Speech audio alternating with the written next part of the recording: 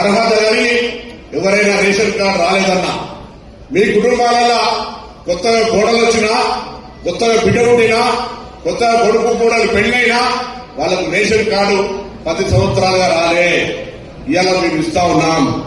10 సంవత్సరాలుగా ration card రాని ఇవాళ ప్రభుత్వంలో అప్లికేషన్ చేసుకోమని ఆ కుటుంబానికి రేషన్ కార్డు ఇస్తా ఉన్నాం. ఇది మళ్ళా గుర్తి ఒక్కసారి కాదు 100 సార్లు చెప్తాం, ఎందుకంటే మేము చేస్తున్నాం కాబట్టి. తప్పకుండా ఇంకా ఎవరైనా రాని వాళ్ళు ఉంటే రాజకీయాల ప్రమేయం లేదు, అర్హత ఒకటే, కులము లేదు, మతము లేదు, రాజకీయ పార్టీ సంబంధం లేదు, అర్హత ఉండి అప్లికేషన్ చేసుకుంటే వాళ్లకు రేషన్ కార్డు ఎటువంటి పైరవి లేకుండా, నయా పైసా ఖర్చు లేకుండా, దళారీ వ్యవస్థ లేకుండా, బ్రోకర్ వ్యవస్థ లేకుండా నేరుగా రేషన్ కార్డుతో సౌలభ్యాన్ని ఇచ్చే కార్యక్రమాన్ని ప్రభుత్వం చేపడుతుంది. ఈ ప్రభుత్వాన్ని ఒకసారి గట్టిగా తప్పట్లు కొట్టి ఆశీర్వదించండి. మీరు కూడా